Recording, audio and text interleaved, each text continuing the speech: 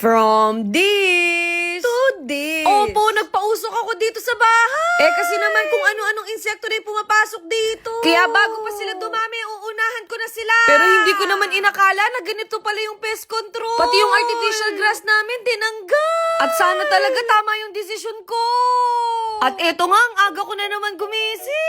Literal na morning person na talaga ang ate nyo. Nalulungkot nga ako kasi may mga halaman akong nalalanta. Lagi naman nadidiligan pero bakit ganun? Napansin ko din humahaba na yung mga halaman namin kaya it's time para mag-trim naman tayo. Sana all nagtitrim. Huy, iba yun. Sabi daw nila kapag mainit yung palad mo, hindi daw magtatagal yung buhay ng halaman. Pero sabi ng landscaper ko, hindi daw talaga totoo yun. Sa totoo lang, meron ako napapansin dito sa bahay. Opo, napapadalas yung mga ipis, langgam at ibang insekto sa bahay namin. Kaya hindi na ako nagdalawang isip, tumawag na ako na nagpe-pest control. Sabi nila mas maganda daw talaga maglagay during construction. Pero dahil nakatayo na yung bahay, meron naman daw silang solusyon. Ramdam ko talaga mag-iiba na naman yung karir ko dito. At eto nga, bayaran na naman. In-explain din kasi ni Kuya kung ano ba yung kagandahan nitong pest control. At dahil dyan, mapapagastos na naman tayo. Pero kung ikakasave naman ng bahay, okay lang yun. Madedelay na naman siguro yung travel natin. Hindi ko na nga maintindihan kung ano bang nilalagay nila na gamot. At sana talaga matanggal lahat ng insekto dito sa bahay, no? At kung pwede, pati multo na rin. Tinatanong nga nila sa akin kung saan daw yung butas. Sana hindi tayo marongho.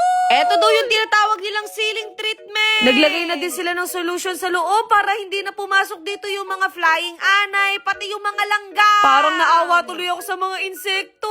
Siguro makikiramay na lang ako. Ngayon naman maglalagay sila ng powder dito sa mga outlets natin. Opo, posible rin makapasok dito yung anay, pati yung langga. Marami-rami pa naman yung mga outlets natin, kaya good luck talaga sa inyo. Naalala ko tuloy doon sa old house namin, ang dami ng anay. Lalo na ngayon, hindi namin siya tinitirhan, kaya sigurado dumami sila. Naalala ko nung hindi ko pa binibili tong bahay, wala naman akong interes sa mga ganito. Pero ngayon, eto na yung hobby natin. At dahil na-curious nga ang ate nyo, sinubukan ko na Natatakot nga ako, baka biglang may lumabas na daga. Sa Sapicon pala ako nag-avail ng ganito. At nakita ko, maganda naman yung service nila at legit naman. Kaya kung marami din kayong mga insekto sa bahay, kailangan nyo din to. Naalala ko, hindi pa pala naglalunch yung mga bisita ko. At dahil dyan, mag-i-e-bike na lang tayo. Sinama ko na nga si Papa kasi naiinip din daw siya. Opo, nag-drive-thru na lang kami. Naalala ko noon, nung nagkakarpintero si Papa galing sa Manila, meron siya laging dalang pagkain. Pero ngayon, baliktad na si Papa na pinapadalhan namin. Bago pa ako makapagdrama, nag-umpisa na pala sila.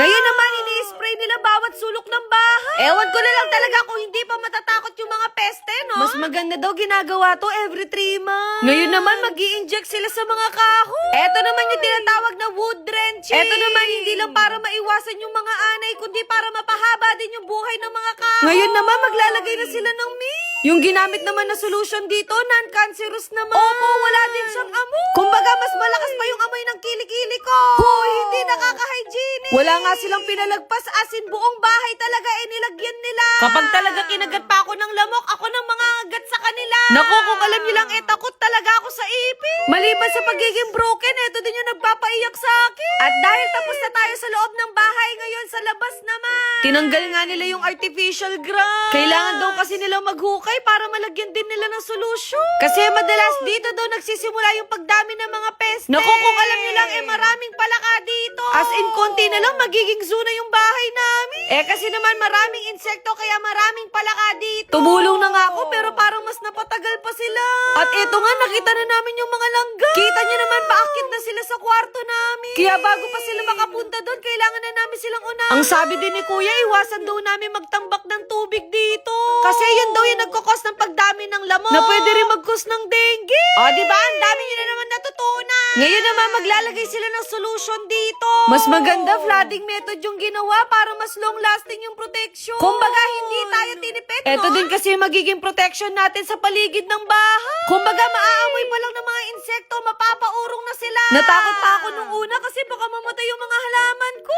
Pero sabi nila, plant safe naman yung chemical na ginamit nila. Pero mas nabigla ako nung nakita ko maglalagay din sila sa labas ng bahay. Sabi ko, mag-ingat siya, baka matuklaw siya ng ahas. Parang sa susunod na vlog ko, magtatanggal naman tayo ng damo. Literal na mag-change career na naman tayo. Ayun lang, bye!